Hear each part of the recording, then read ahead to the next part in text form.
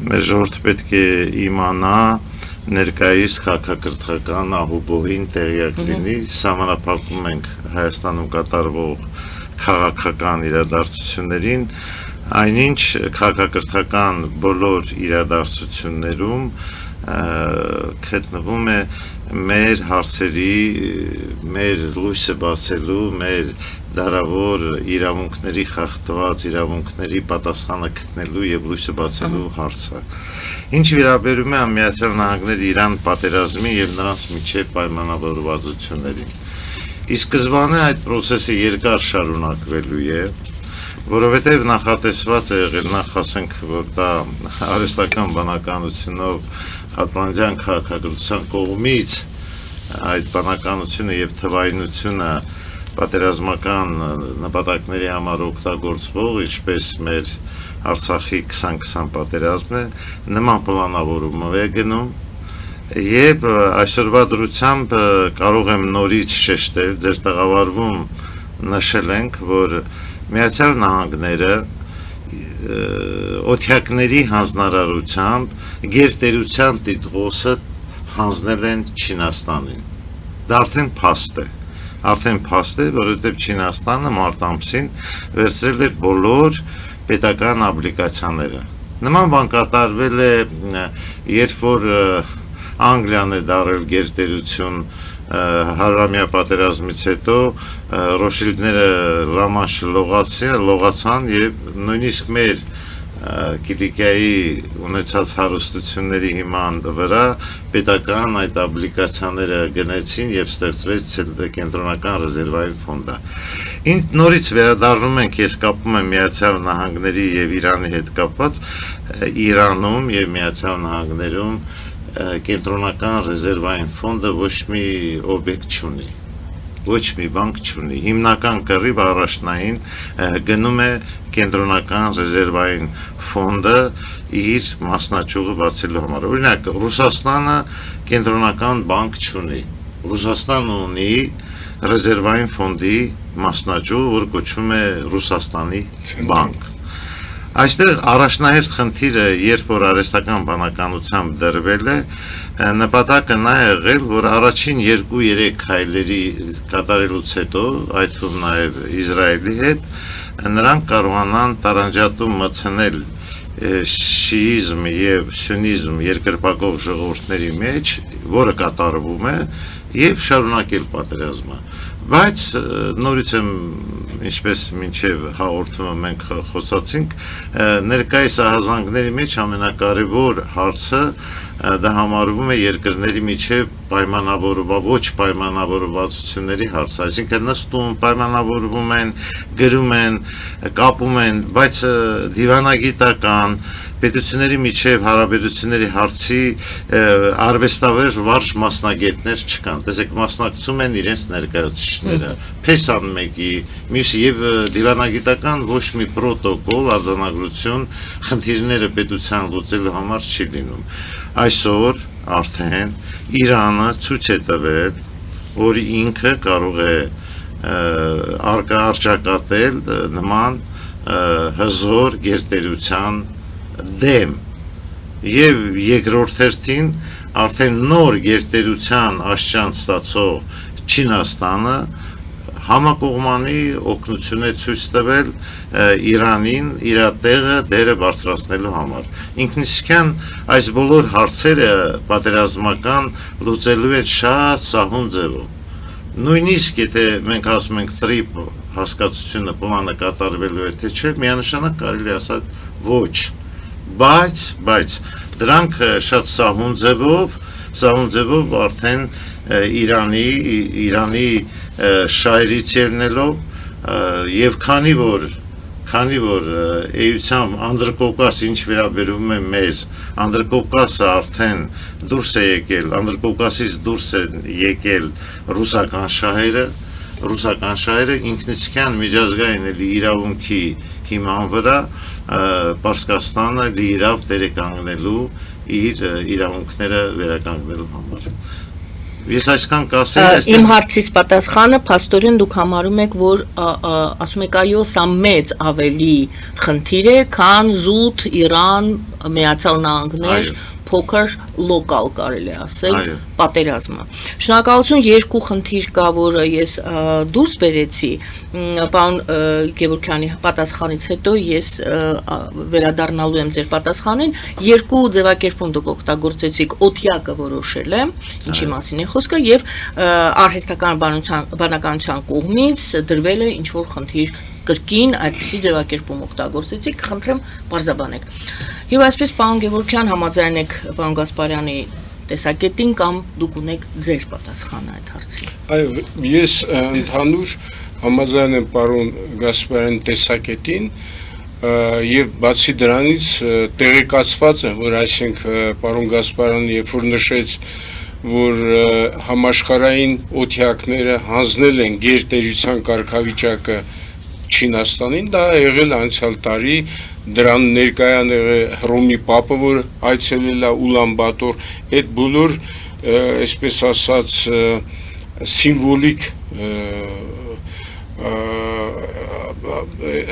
հանդիպումները եւ այլը, դա իրական խոր իմաստ ունի եւ աշխարհը կառավարում է ոչ այն կերպ, ոնց որ սովորական մարդը նույնիսկ քաղաքագետների մեծ մասը գիտեն։ Շատ ավելի, այսպես ասած, թաքնված կառույցներ կան, բայց մի բան հստակ է, որ կան ուժային կենտրոն, մասնավորապես ֆինանսական ուժային կենտրոններ, այսինքն ֆինանսինգ մեծ ուժ է եւ ասենք կարելի է ասենց նշել, որ մինչև այս վերջի զարգացումները հիմնական 3 կենտրոն, դա Լոնդոն Սիթի, բանը, Վատիկանը եւ Վաշինգտոնը։ Պեկինը մի փոքր ստվերում էր, բայց զարգացումները այնքան արագ կատարվեցին աշխարհում, կապված նոր տեխնոլոգիաների եւ ամենակարևորը, ասենք, նոր քվանտային ինֆորմատիկա, քվանտային համակարգիչ, քվանտային տեխնոլոգիաներ, այն կարգի արագ է այդ բոլորը եւ արհեստական բանականություն, որը պսակն է հանդիսանում այս տեխնոլոգիական զարգացման եւ այս պատերազմները, որ հիմի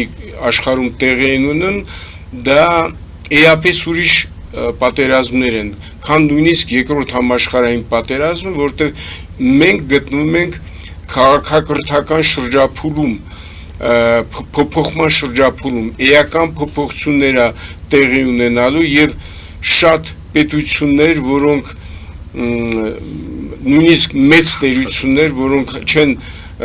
քաղաքակրթության կոնկրետ ծնունդ չեն, դա արհեստական կազմավորումներ են, դրա մեջ կարամ նշեմ նույն Թուրքիան, նույն Ադրբեջանն, նրանք ուղղակի վերաֆորմատավորվել են եւ չեն լինելու։ Ես ուզում եմ հենց մի անգամից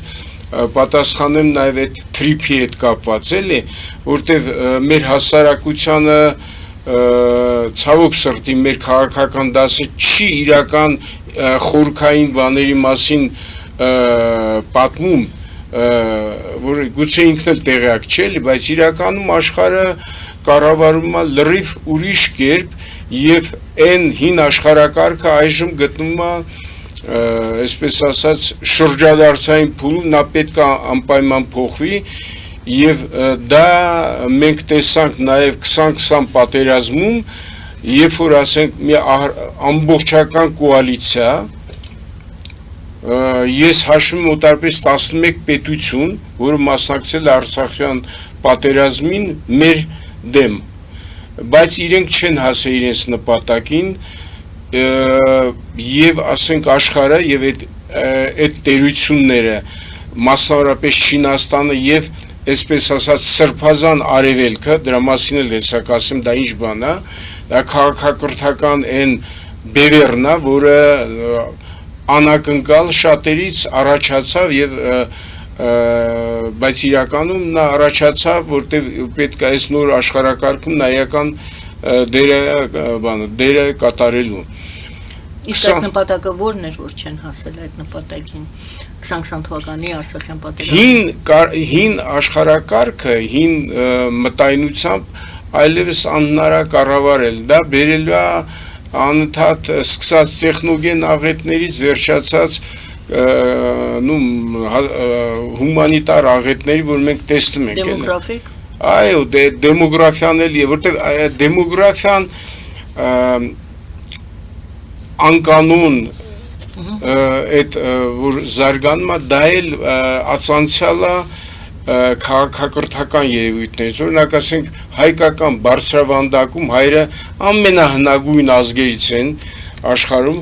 այդ տենց դեմոգրաֆիական բաներ չի եղել էլի, այսպես ասած աղետներ, որ չգիտեմ ինչ քանակություններ առաջանա, բոլորը ներգրաված են եղել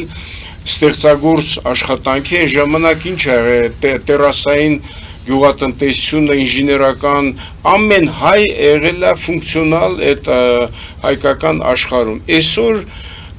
ամեն ինչը խախտվել է եւ տեսեք, ասենք առաջացել են մեծ տերություններ, որոնք չեն կրում քաղաքակրթական արժեքներ իրականում եւ դա բերում է կատակլիզմ, նույնիսկ այն պետությունը, որ մենք անվանում ենք Սովետ միություն, որը ահռելի տեխնոլոգիական գիտական բարձունքեր հասել, բարձունքների, չունենալով քաղաքակրթական հենք ամուր, նա շատ արագ տրոհվեց եւ հիմի դա նաեւ վերաբերում է բուն Ռուսաստանի, որտեղ ես կարամ բազմաթիվ բաներ բերեմ, այնպես չի, որ ասենք Ռուսաստանը մեր համար օտար ինչ որ մի բան է, օրգանիզմ է, ոչ, Ռուսաստանը մեր հաշվարկներով օտարպես կա 7 միլիոն հայություն զտարյուն եւ 27-28 միլիոն այսպես ասած խառներ, որոնք այս կամ այն կերպ կարող են կրում են հայկական քաղաքակրթության հետ գանք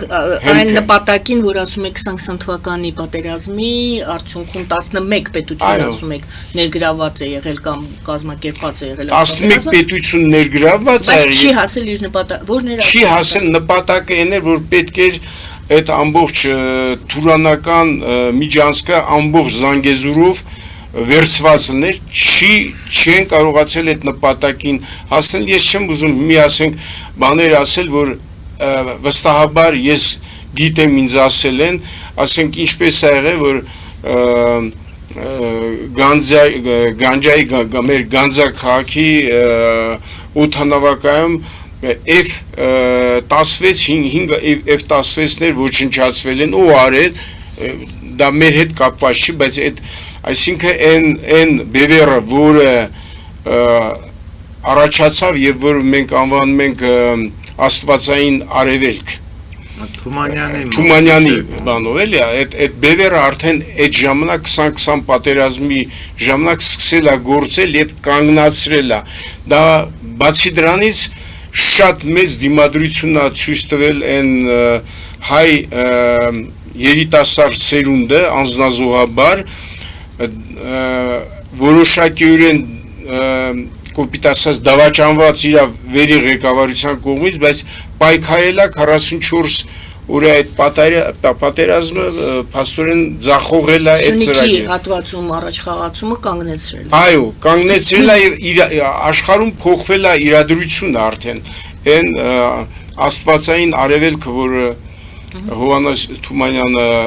ասել է դրա մասին, նա արդեն սկսել է այդ ժամանակից վեր բարձրանալ։ Ես ուզում եմ սիմվոլիկ բաներ նաև ասեմ, դուք պատկերացնում եք 18 թվականի օլիմպիական խաղերին վարչապետ Փաշինյանը որտեղ էր նստած, Սին Ցինպինի եւ Պուտինի արանքում, ով էր դա կազմակերպել, ես չեմ ուզում մանրամասն, թե դա հենց այնպես չէր, դրել էին, բայց ցավոք սրտի մեր ղեկավարությունը այդքան ընկալունակություն չունեցավ, չնայած իրեն ցուցումները այնտեղ ոնց պետքա գործել, ինչի վրա պետքա շեշտադրումը, եթե դա այն ժամանակ արել, ոչ մի պատերազմ չէր լինի եւ Արցախը հիմի մեր տիրապետության տակ լիներ։ Շնորհակալություն, հարցս հետեւյալն էր, Միացյալ Նահանգներ Իսրայելի համաձայնությունը բավարար է, որպեսզի կանգնեցվի այս պատերազմը, որովհետև առաջին փուլը պատերազմի միջուկային Իրանը պետք է միջուկային զենք չունենա, հիմա Հորմուզի նեղուցի մասին են խոսում։ Սա թեմաներն են, սա պատճառներն են կամ խնդիրներն են, որոնք քննարկում են Միացյալ Նահանգները եւ Իրանը, բայց իմ հարցն էր, իրենց բավարար է իրենց համաձայնությունը, որպեսզի այս պատերազմը կանգնեցվի, թե սա ավելի մեծ պատերազմի մաս է եւ սա շարունակություն է ունենալու եւ այդ որոշումը արդեն կա եւ մենք կտեսնենք, այսինքն Իրան Ամերիկայի Միացյալ Նահանգներ պատերազմը կանգնացնել է եւ Իսրայելին այսպես ասած լրացնելու են, իրեն չեն թողելու որևէ քայլ ձեռնարկի։ Այսինքն կանգնելու է պատերազմը։ Կանգնելու է, այո, եւ բացվելու է այդ Օրմուզի նեղուցը արդեն նոր պայմաններով եւ այլ, եւ այն որ մենք տեսնում ենք շուտապույտ կոալիցիաներ են ստեղծում Թուրքիա, Պակիստան եւ Սաուդյան Արաբիա, այդ ժամանակավրեպ բաներ է, որտեվ